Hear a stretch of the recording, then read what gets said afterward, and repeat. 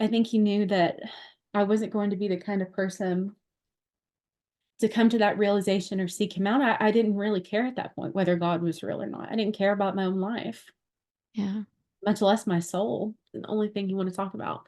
Hey, by the way, this is the only thing that matters right now. I found God. Yeah. And the craziest thing, he just looked at me and he said, I did too.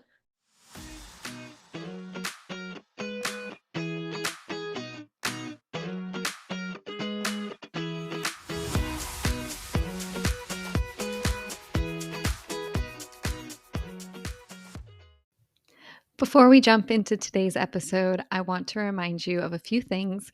One, I have a Facebook group that is completely free for Christian women to come together and speak about Jesus and to share the good news.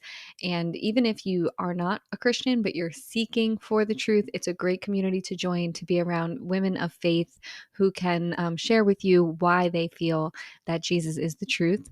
If you want to be a part of that group and be a part of community and fellowship with other Christian women, please see the link in the description. Again, completely free.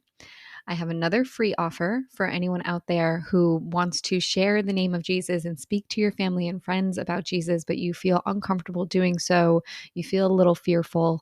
I have a free offer called Walking in Boldness, a Christian's Guide to Courage. And it is a downloadable PDF with a bunch of Bible verses to encourage you, as well as 10 actionable steps that you can take today to become more courageous in your faith. Last but not least, I do want to make you aware that there is an ability to make donations to the show. If you've gotten anything from listening to this, if you feel like I have helped you in your faith, or if I've answered any questions maybe for you, just if you want to support the channel, please feel free to make a donation. That link is in the description. There is no amount too small, and I very much appreciate everyone who has made donations so far and anyone who is going to make donations in the future. It truly helps. A little bit goes a long way. Thank you all. Enjoy today's episode. Okay. Hi, everyone. Welcome back to the Finding Fulfillment Together podcast. Today, I have a new friend on the show. Her name is Tela, and she reached out to me wanting to share her testimony. And I am so excited for you all to hear her story. And I'll actually be hearing it for the first time. I was able to read some of the details, but able to hear her telling her story for the first time with you all. And I'm really looking forward to that. So, welcome, Tela.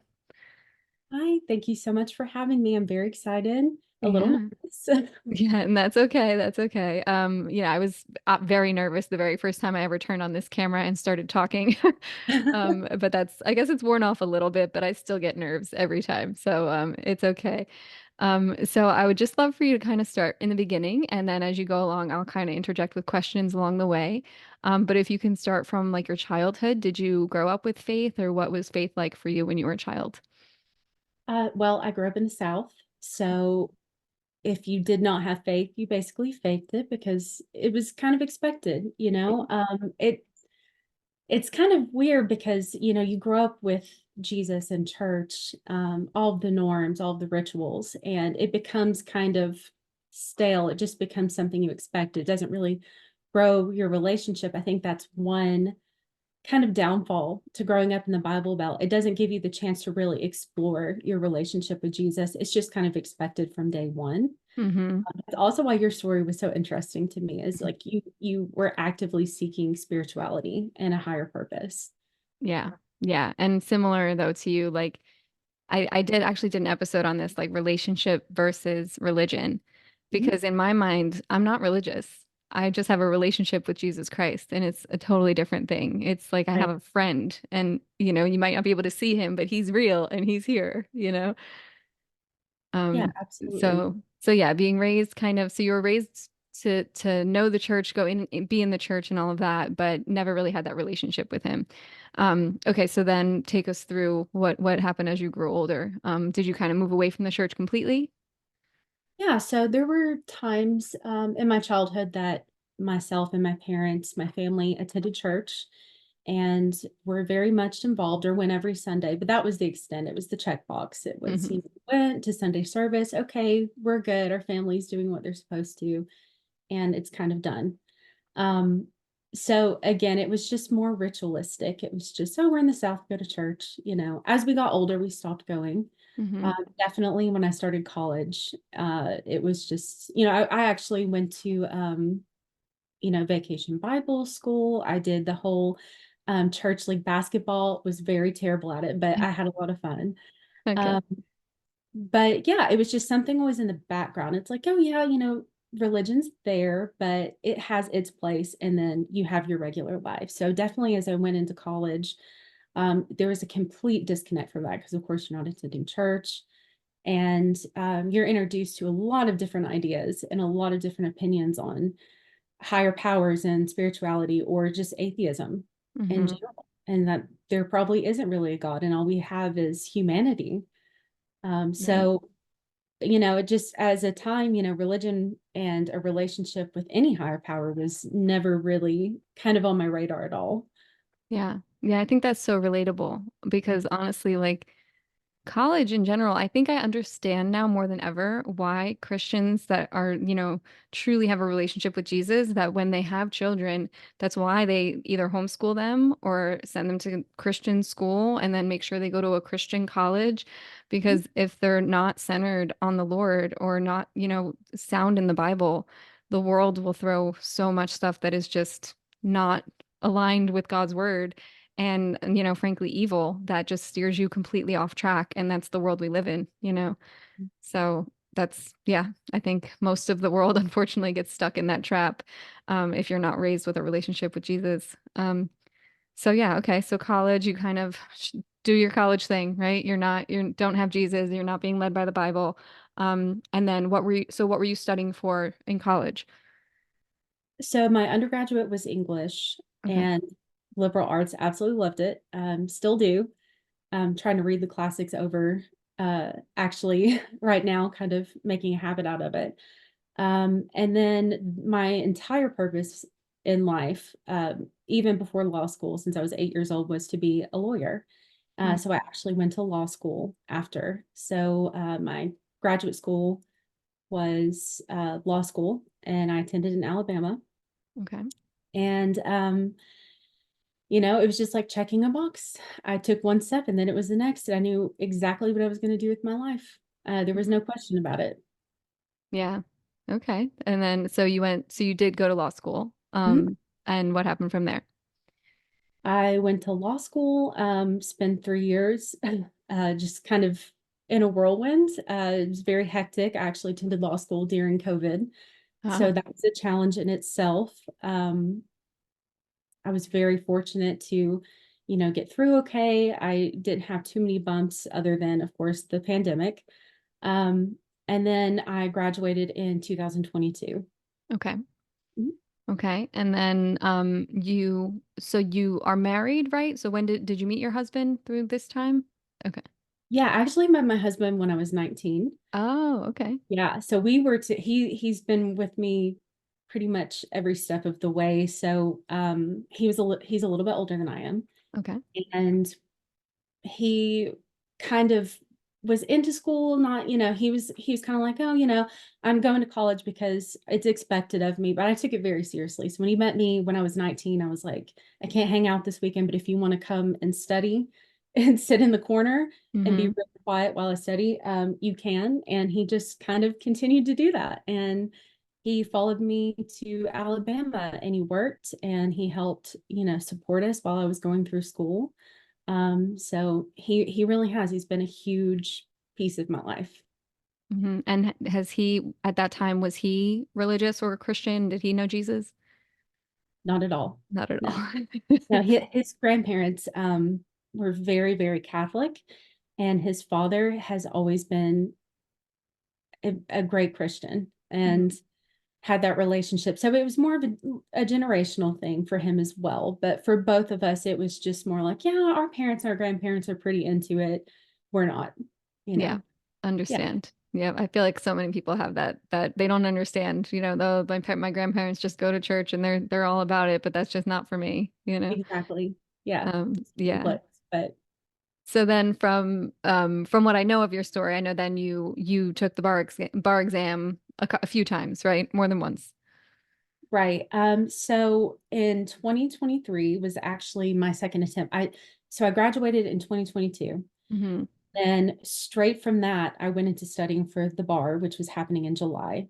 So graduated in May, taking the bar in July, and I had just a few months to essentially go over and also teach myself certain subjects, which was 16 total.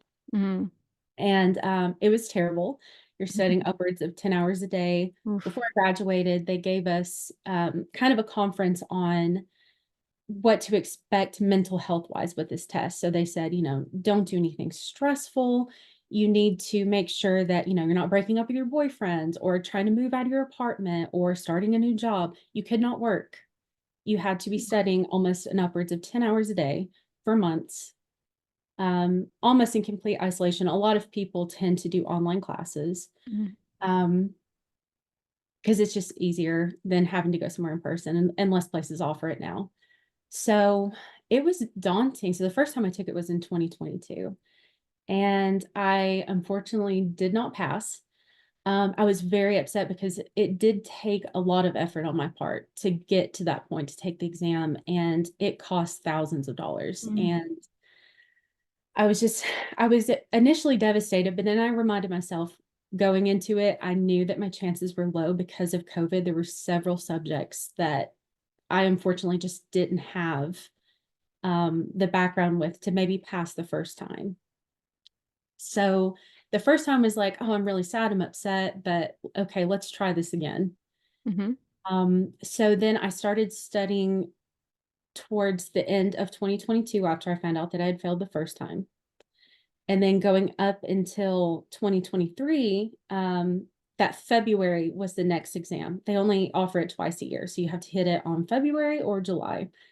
And so when I went into it in February, I was really confident. I was acing all of my practice tests. I felt like I had a better understanding. I had all this experience now because I'd already taken the exam before. I was very confident and surprisingly not as nervous as I typically am. I've always suffered from anxiety, Mhm. and I was really afraid that that was going to stop me from being able to sit down for 16 hours in total and take this exam. It's split into 2 days, by the way, so it's Wow. not Oof. 16 together. So it's 2 days split up. And I did fine. I did fine. I did great. The essays were a breeze, which was surprising to me. I felt very confident doing the it's kind of like a multiple choice, but it's harder than a multiple choice. Um, so I didn't have anything like I didn't leave the exam thinking, oh darn, I wish I would have done this differently. I was like, I walked out and I was like, I'm good, Yeah. you know. So for a few weeks after that, and then leading into when we found out, it's a couple months. So like you take the test and then you have to wait. I think it's about 2 or 3 months after to find out Wow. whether you passed. That's like torture. It is, it is. And at first it really didn't get to me, but getting close to the April 13th, and I still remember that date, it was April 13th. Mhm. Um, I found out that I had failed a second time. Mm. And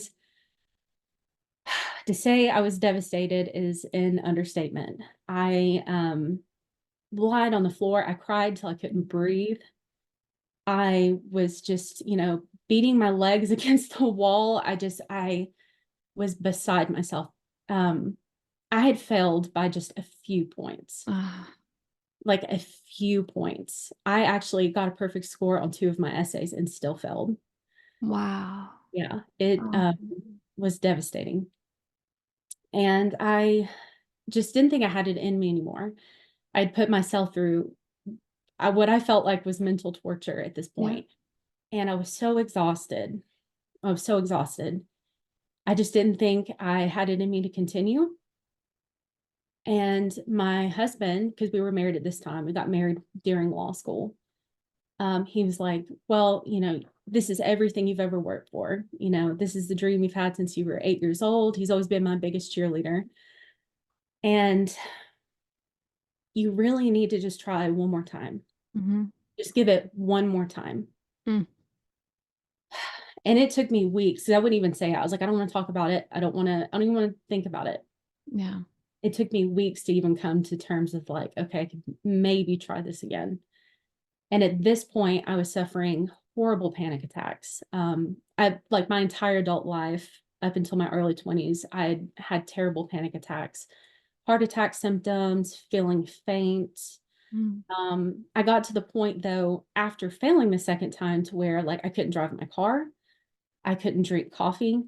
mm, I didn't feel comfortable being alone in the house by myself because I was afraid if I had like heart attack symptoms and if I were to pass out, that no one would be there with me.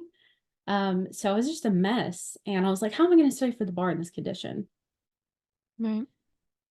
So he just really kept encouraging me to try. He was like, regardless, July's going to come and go, you know, so you might as well give it everything you have and try.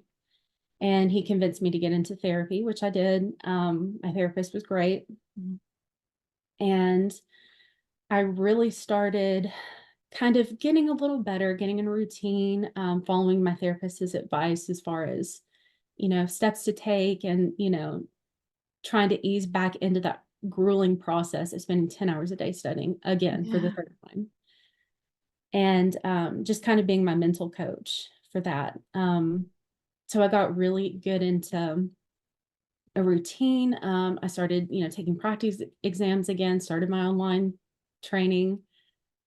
And then about it was about a month before taking the July exam. So I've had about 2 months of therapy and, of course, studying. Mhm. And just a huge curveball was thrown my way. I found out I was pregnant, Wow. and I was never the kind of person to want to have kids at all because I was so focused on having a career Mhm. and living for myself, traveling. Um, Staying to a point where like I'm fine just it being me and my husband. It's never on my radar. Never had a pregnancy scare. Mhm. And I mean, you could have hit me over the head with a frying pan because I was just so tunnel vision. I was so shocked. I was like, oh my gosh, just days. I mean, people would talk to me just in one ear out the other. It just felt like white noise constantly on. Yeah. And I was just in shock. I was like, what am I going to do? And that was actually the first time that I prayed in a long time. Mm, And I didn't even know if somebody was listening. I was just scared and desperate. And I asked God how he could do this to me. Here I was, the third time, killing myself, trying to pass this test, just on this hamster wheel, just trying to accomplish this goal. And you had to throw this in my way. That's how I viewed it. Was it mm, this huge obstacle? It was something I couldn't handle. I was like, I'm not ready to be a mom. yeah. I don't have a house. Um, I don't have the means yet. I don't have a job. Um, it was just devastating. And then I had some time to get used to the idea, let it kind of sink in a little, like, well, my parents are going to be so excited when I tell them. Yeah. And my husband and I would have this peace. It's us. It'd be our family. Mhm. And I'm so sorry. No, it's okay. It's okay.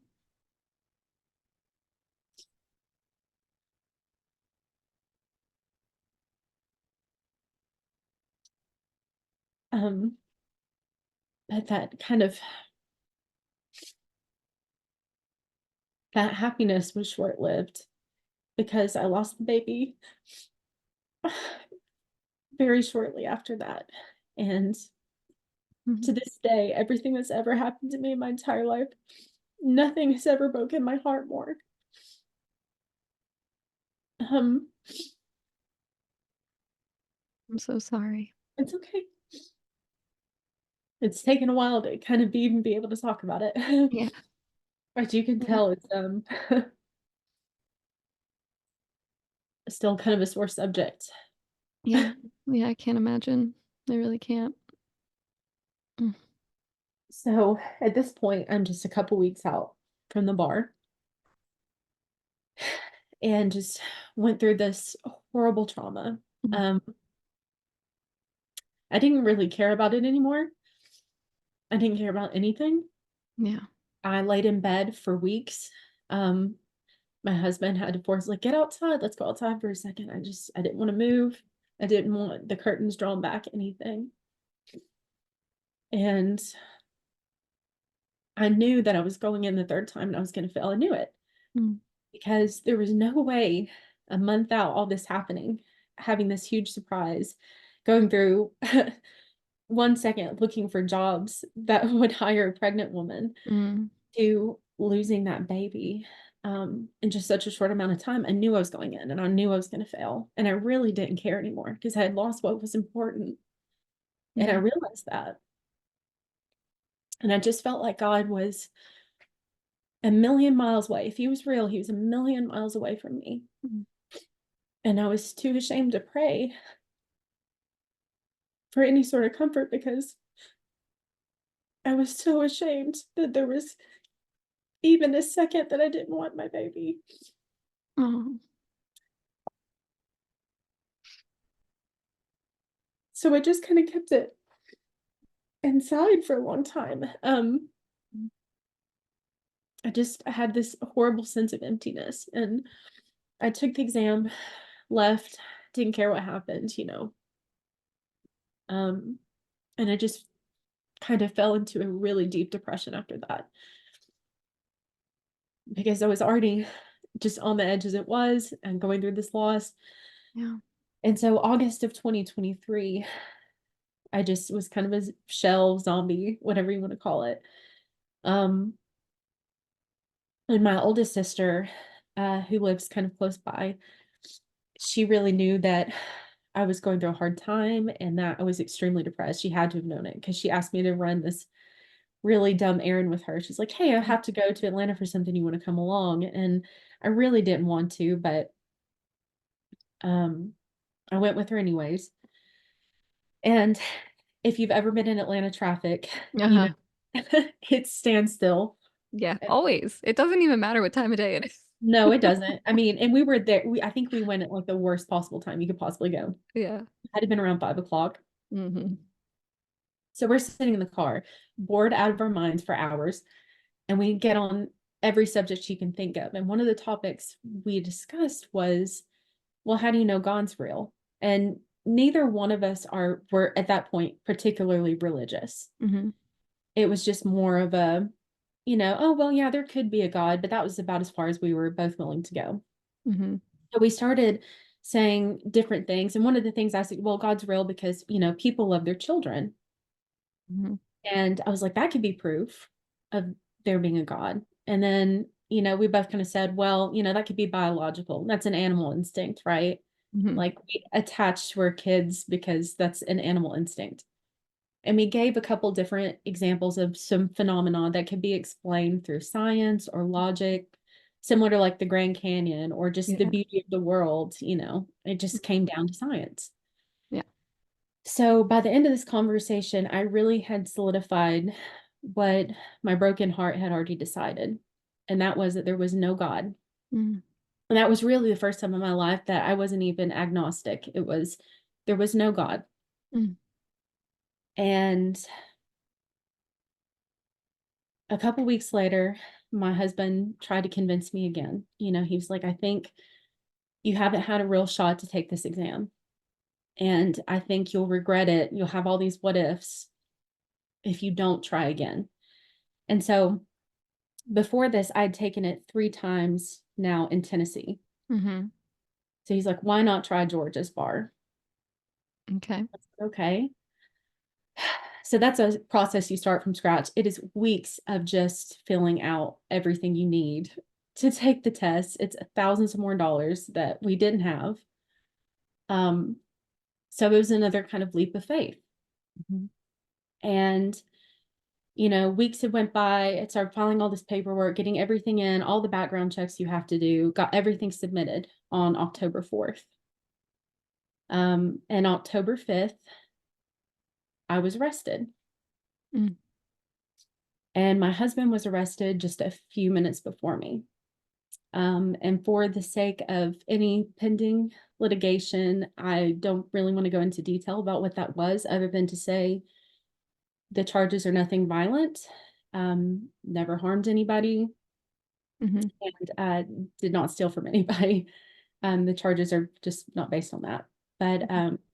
I was completely shocked. I was completely Mhm. shocked. Wow. Uh, I was told that my husband was arrested a few minutes before me and that they were going to arrest me too. Wow. And I was just beside myself. It's like if you've ever gotten really shocking news and you're just kind of sitting there. I just felt kind of on autopilot for a few minutes. Mm. And I remember them saying something, because at this point they're talking, all these police officers around me are talking, and I'm not even listening at this point. Yeah. And they said, but he's okay. And then I kind of snapped back into reality. I was like, and I kind of just broke down and started crying. Mm. So I was happy to hear that he was okay. And I Mm. didn't understand what was going on. And I called my mom to tell her what was going on. Essentially, she drove straight to us, Mm. or to me. And they put me in handcuffs and put me in the back of the car. And that was still one of the most uh, devastating things in the world, is to watch my mom just be so shocked and so scared, and having to watch her daughter being put into handcuffs in the back of a car. Yeah. And I'm just sitting there, and they're driving off, and I'm just watching like the houses and the trees pass by me, and I just think my whole life's just driving right by, and it's over. There's nothing else. Mm. I mean, I wanted to be a lawyer. I was one test away from being a lawyer, and I'm handcuffed in the back of a cop car, Mm. being charged with something that just ruins that possibility. And at first I was so worried. I thought about my parents. I thought about Lance, but I was also thinking about our baby that I'd lost. And I just really just kind of turned to having just this sense of indifference. Mm. Um, I've been depressed before, but I think in that moment, that was the most I felt just inhuman and just completely outer body. Yeah. Um, I was put into a holding cell for 12 hours. They told me that I could bail out by the end of the day, but lucky me, I suppose it was a holiday weekend coming up, and that wasn't going to be an option. Um, so I just kind of snapped out of it for a second. So as depressed as I felt, I immediately thought, oh gosh, I'm about to go back into jail in a general population. And the only sort of um, knowledge I have over what it's like to be in jail or prison is what you see in movies Right. and shows. If you've Yeah. ever, watched Yeah, like that's Orange all I is would the have too. Black, Yeah. or yeah, Yeah. I mean, unless you've been there before, you really don't know what to expect. So I just was kind of terrified. I was Mhm. like, I don't know who I'm going to be put with. Am I going to be able to sleep? How long am I going to be here? What's it going to be like? All of these thoughts are running in my head. And I remember they threw me into not literally thrown me, but they put me into my cell block and shut the door behind me. And it was all of these women, and they were very loud. And it was just kind of Mhm. a shock after being in a cell almost completely by myself for Right. 12 hours, and then just a roar of noise. And I just kind of like froze. And they all kind of like looked at me because, of course, someone was coming through the door. Um, and I just walked to my cell that they assigned me, and I laid in the floor. And so people were talking to me, but to be honest, I was in shock. I was still in complete shock. I mean, my whole world had just turned completely upside down in less than 24 hours. Yeah. Um, And so it was polite conversation. Like everyone was extremely nice. You know, it was almost like you're sitting in line at the bank, you know, Mhm. having a conversation with a stranger. That's almost what it was like. Yeah. So nothing really was out of that norm for me. So I kind of calmed down from that sense. But I remember after they had turned the lights off, I just laid in the floor and just stared up at the ceiling. And I just decided that my life wasn't worth living anymore. And the only thing I could think of that was worth planning was how to end my life when I got out. And so that's what I did pretty much all night, was make a plan. And even talking about it now, it seems so crazy, but I was so serious about doing that. And I'd already lost everything. I wasn't going to have a career. Mm. I'd already lost my baby. I had no idea what was happening with my husband. I was just done. I thought, well, I've lived a pretty good life up until now. I'm just good with ending it. And then the lights came on around, I think it's 5 in the morning, which is a huge shock, by the way. I mean, it terrified me, honestly, because the door unlatches, it makes this huge booming noise or whatever. Mhm. And they flashed the lights on really quick. And I mean, it's almost 5 in the morning, and I look around and everyone else is just turned over, still asleep. I didn't get the memo, but like, you don't have to get up at 5 or 5:30. Um, but I wasn't sleeping anyways. And for whatever reason, even though I could care less what happened to me at this point, I was just on borrowed time. Something told me, like, well, maybe go take a shower. Mhm. Maybe that'll make yourself feel normal. Um, so I got up and I picked up the very small welcome bag that they give you when you go into jail, Mhm. which is about 2 drops of toothpaste and then 2 drops of shampoo. Um, so I took my little cosmetic bag, so to speak, and Mm. I went to the shower. And it was just 2 stalls with a curtain. And I was walking over there and I hear this voice above me. And the way the gel is set up was there's like a top section and then there's a lower section. And I was stationed on the lower section. Mhm. So I heard this voice above me and she goes, "Hey." And I look up, she had to have been the only person besides myself up actually at 5 in the morning. And so I was like, "Hi, how are you?" And she was like, "Good." She goes, "Are you going to take a shower?" And I was like, "Yeah." And then I was like, "Is that okay? Is that allowed?" Because, you know, again, I'd never been arrested before. Like, is it okay if I go ahead and take a shower? And she goes, "Oh yeah." She's like, "I was just gonna ask, do you have any shampoo?" And I kind of like smiled, rolled my eyes, and I held up that little tiny baggie that they give you. And I was like, "Yeah, I'm good. I've got something." She goes, "No, you need some real shampoo." And she went back to her bunk and she brought me her bottle of shampoo that she had obviously bought in commissary. Wow. This bottle of shampoo was about this tall, but it had this much left in it. Mm.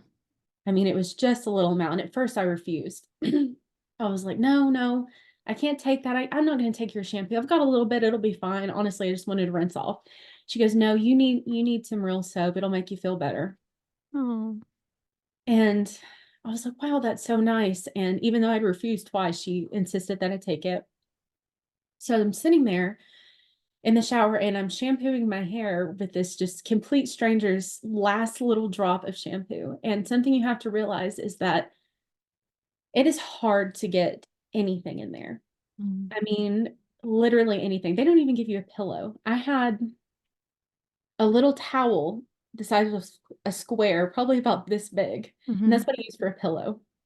And it was wet, and you had to use it also when you went into the shower. So I mean, it's really hard. There's one day a week that they order commissary on, and then Thursday's the day that you get commissary. I came in on a Thursday, so there was no chance I was gonna have an opportunity to get anything. Wow. And for a lot of women in there, you know, they don't have the means, they don't have the support on the outside because you have to rely on other people to be able to get anything. So Right. I knew how big of a deal it was for her to give me that shampoo. Mm, So I'm just sitting there and I'm lathering my hair and I'm like, why would this complete stranger do something so kind for me? I yeah. mean, I was new. Mhm. I was a crying, just worthless mess. I had no money in commissary. I had no way. I couldn't even contact anybody because you have to have money inside of an account to even contact someone on the outside. Wow. So, I mean, there was nothing I had to offer her. And then that question that I had asked with my sister in the car a month late or before popped straight back into my head. That was the first thing I thought of was, how do you know God's real? And it hit me like a brick wall. It was absolute senseless kindness. Mm, It's the kind of thing that could only be explained through God. mm, Everything about jail and prison teaches you one thing, and that is survival of the fittest. mhm. This isn't the time to think about others. You have to watch out for yourself. Yeah. And here is this woman willing to give me what, I mean, it could be the last little bit of soap that she has until she can make another order, if even possible. Yeah. And just knowing that just love to a stranger Mhm. is such evidence of God. I was immediately just overwhelmed with a sense of peace. Absolutely. And Mhm. it was so powerful. Yeah. That's so amazing. Just as a side note, like, just for him to show himself to you with shampoo. Yes, with Like, shampoo. so beautiful, and for that thought to come to you, like, that was him. That's him speaking to you, saying, "This is how you know I'm real." You know? Yeah, exactly. So cool.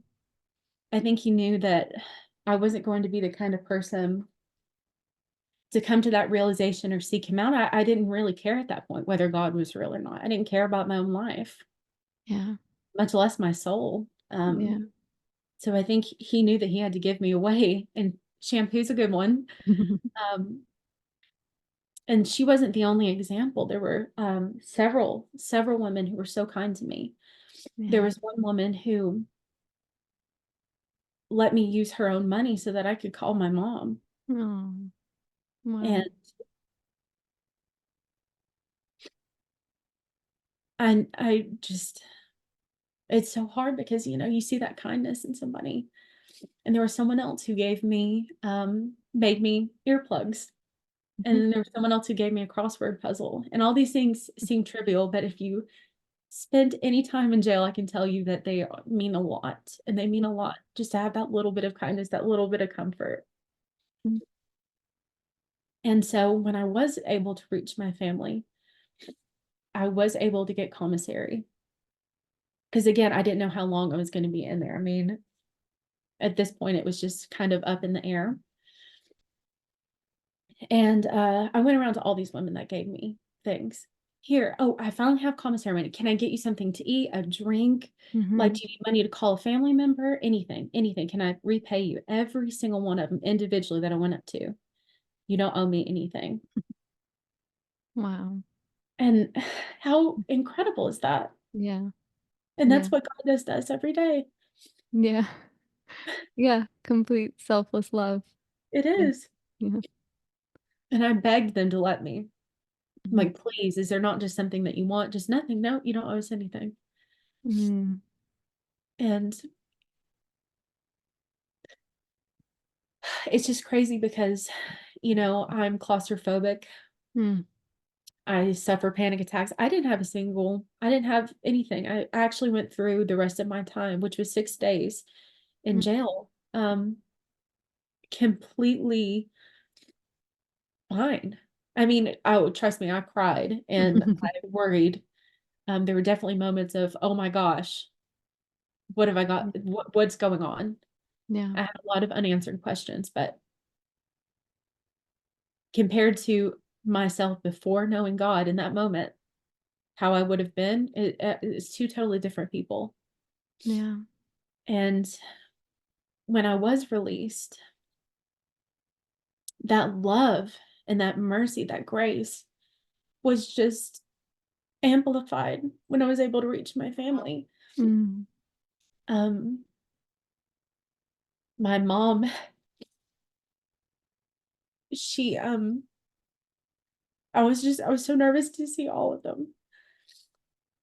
I'd spent my entire life trying to make them proud and to do something that was meaningful with my life, and here I was, them bailing me out of jail.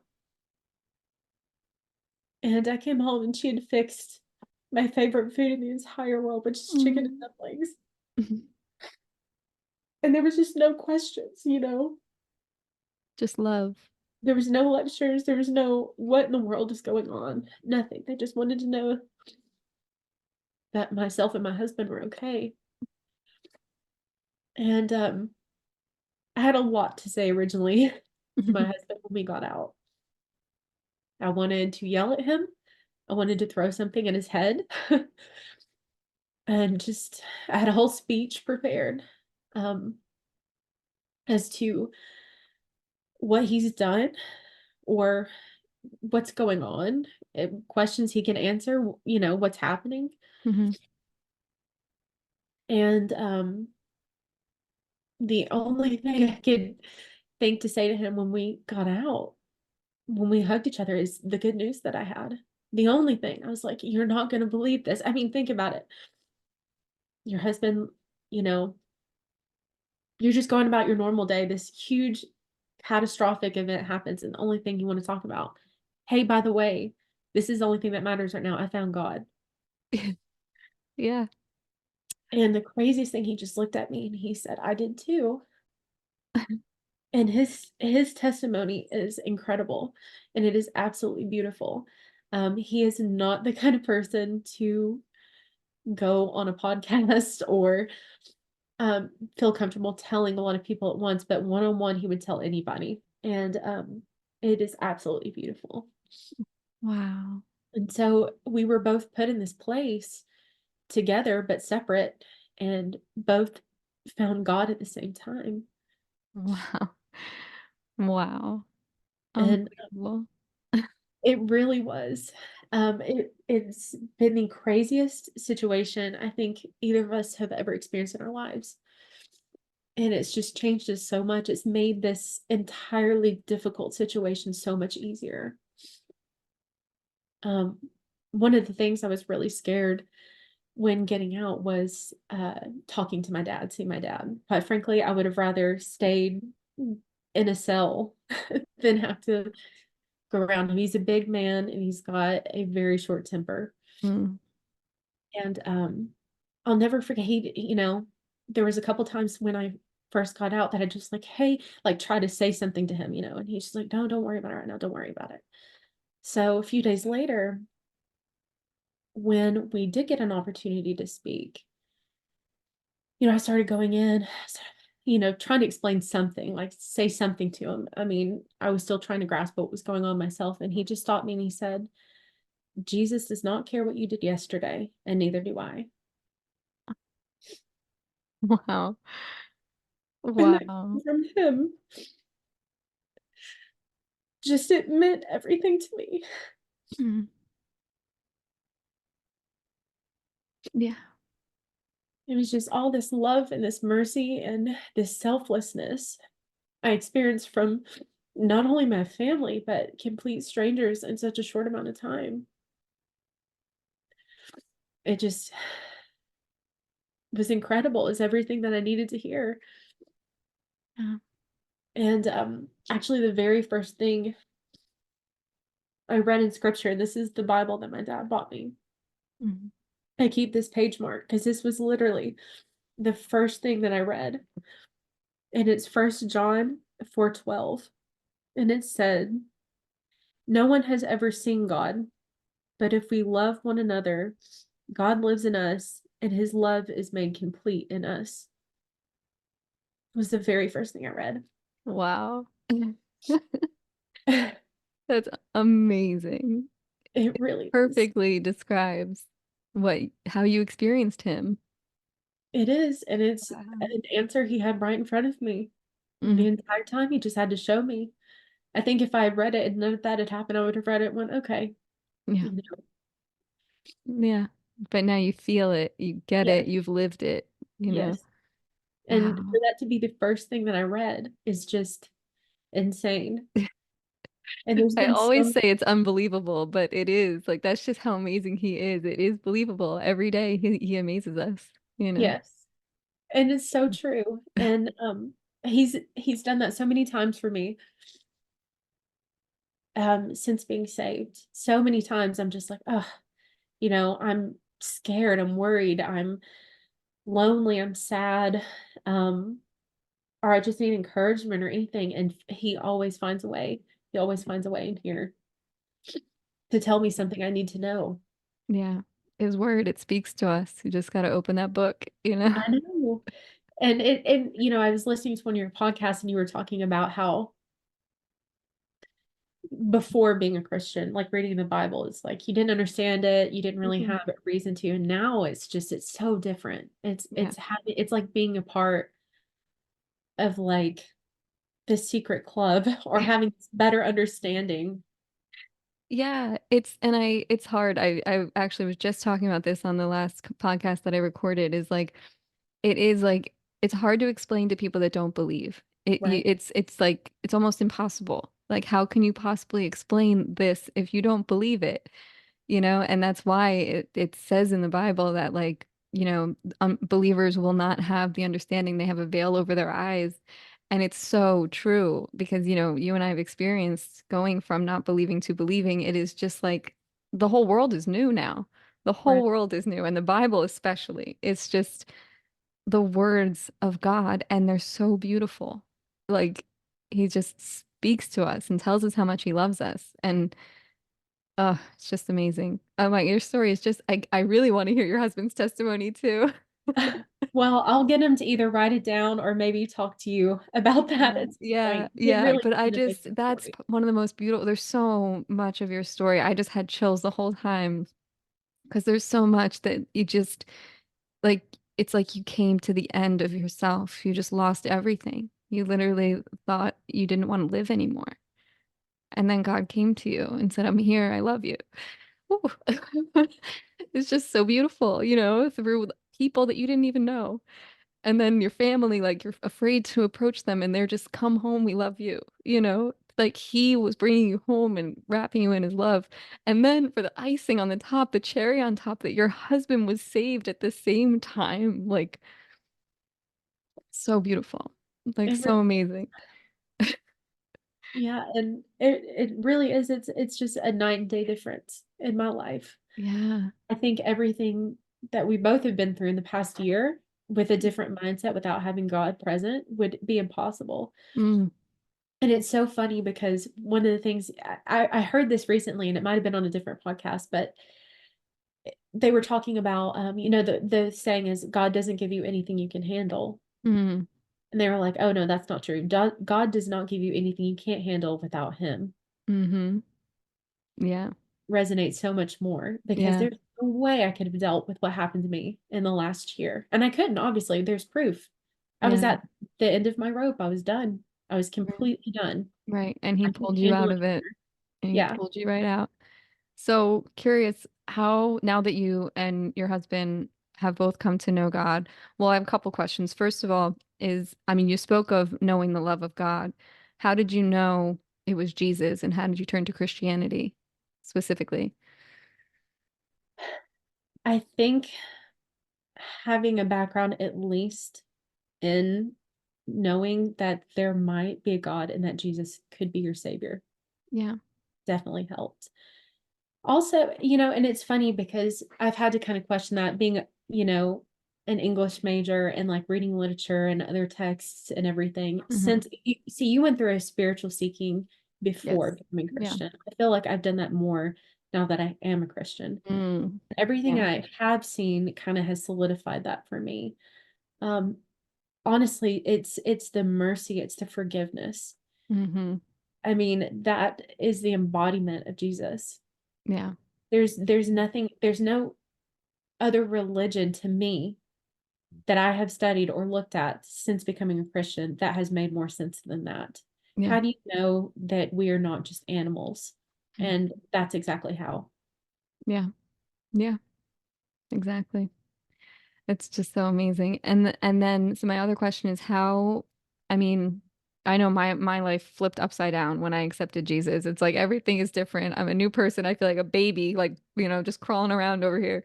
So how has your life changed and, like you with you and your husband and just any way you want to describe it, like how have things changed since accepting Jesus? The biggest, I call it a miracle.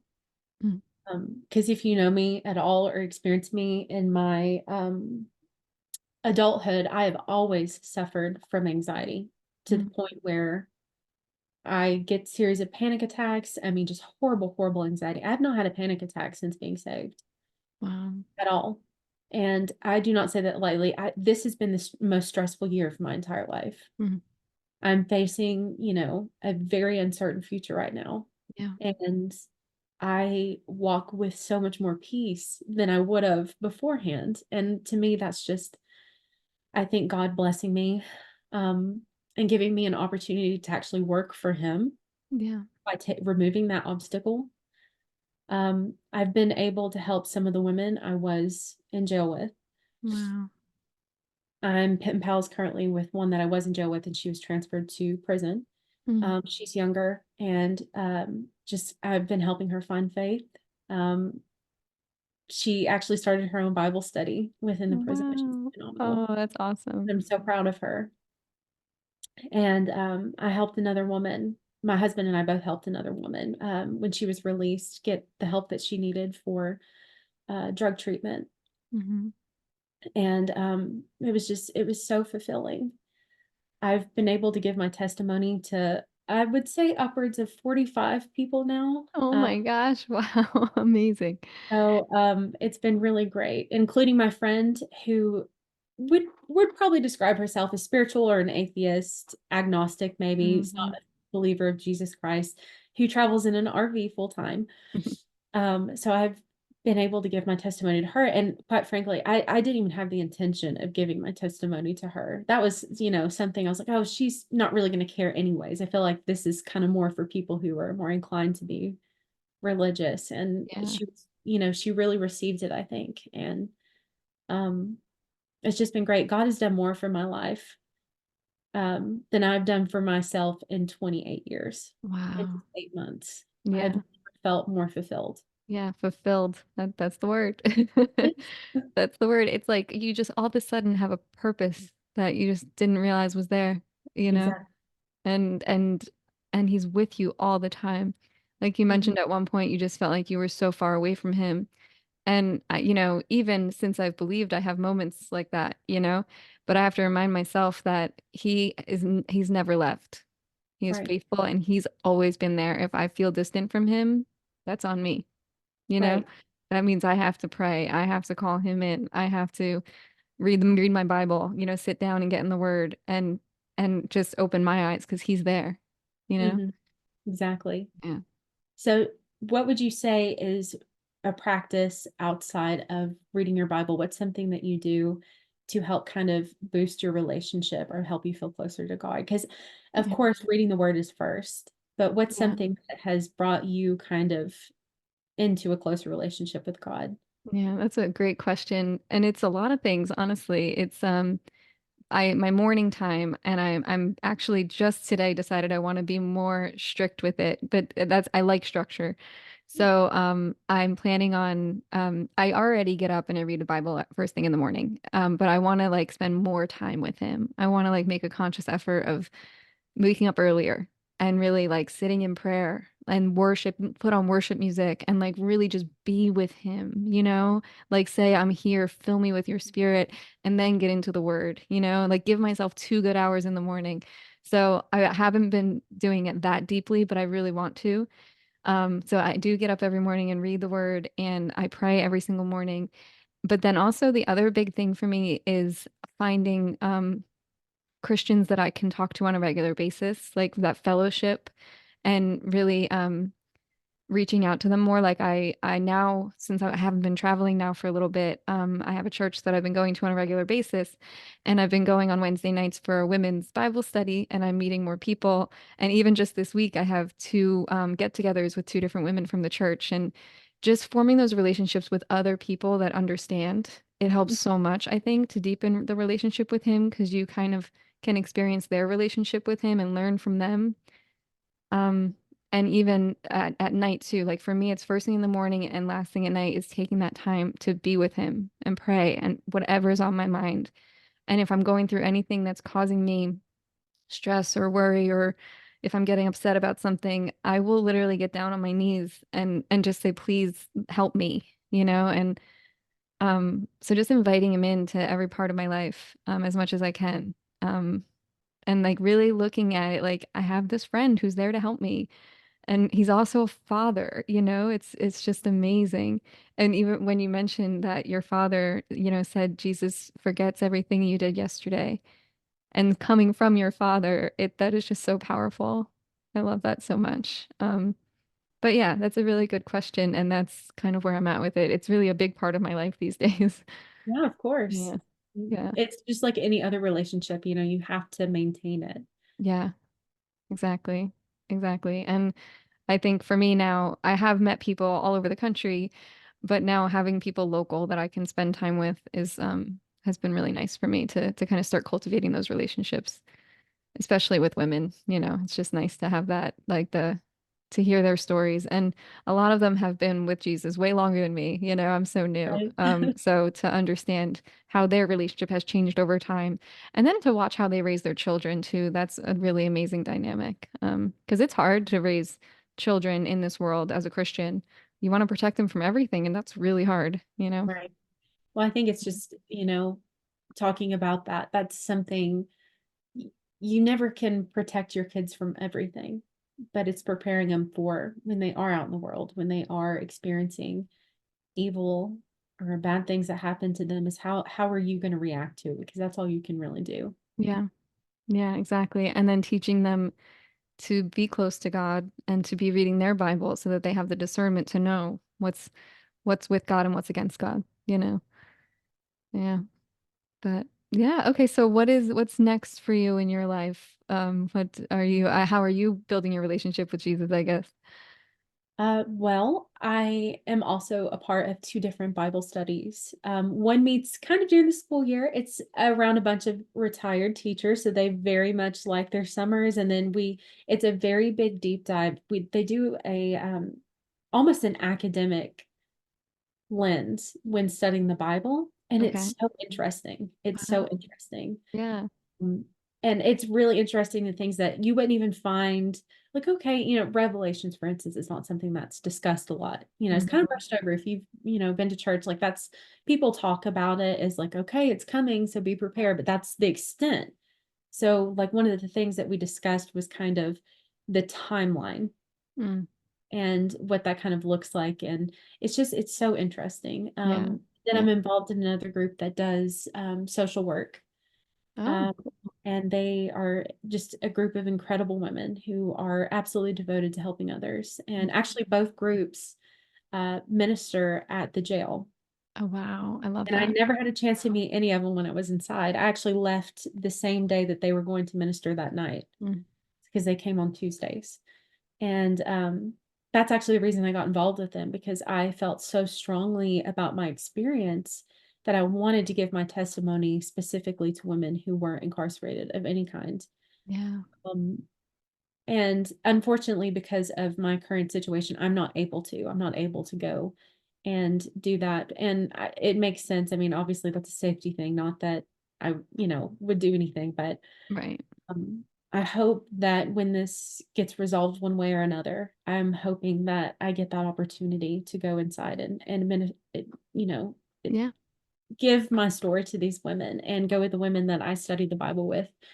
Um, and Yeah. just kind of build that relationship. And it brought me to tears because the leader of one of my Bible study groups, who ministers inside of the jail, told me one time, because I told her, I was like, I'm just really upset. I can't go myself. And I really want to give my story. And she told me, she goes, I gave your story to Wow. so many women. And oh, it meant so much to me Yeah. because those women saved me. They really Yeah. did.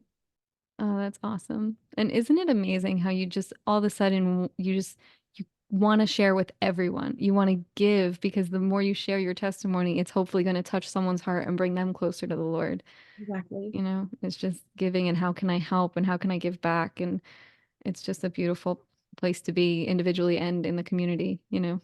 Yeah, it's kind of it's obviously more than this, but the way I see it is kind of like when you eat at a really, really good restaurant, like probably the best food you've ever had in your life. How excited are you to tell other people, you have to experience this. You have to Right. come to this. Come, Yeah. come and try this with me. Yes. That's exactly what it's That's a like really good on a analogy. better, It's a on a really good larger. analogy because they Yeah. can't know until they go and eat it, you know? Yes. Until they go and try it for themselves. Oh my gosh, that's a really good analogy. I love that. Okay, Yeah, so how, if anyone wants to get in touch with you, are you open to that? And can we give contact information? absolutely. Okay. Okay. Absolutely. Anytime anyone wants to reach out and talk about Jesus, it's my favorite subject. You So, same. I say that all the time. Okay, so I'll put your contact info in the description for anyone that's interested in reaching out to you. And I just, man, thank you so much for sharing your story. Thank you for reaching out to me, and thank you for trusting me to put this out on YouTube and all podcast platforms. well, when he calls you to do something, you do it. Absolutely, that's right. All right, well, thank you so much. We'll definitely be in touch. Okay. Thank you All so right. much. Have a good night. All right, you too.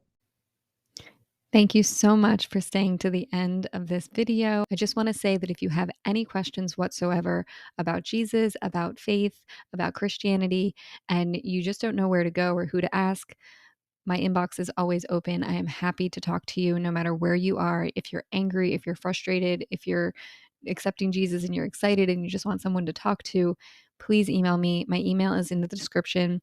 It is RebeccaLEM123@gmail.com. And please remember to like and subscribe so that you'll be notified when new videos come out and future testimonies so that we can continue to share the good news and inspire each other in our faith. Thank you for being here. Talk to you next time. Bye bye.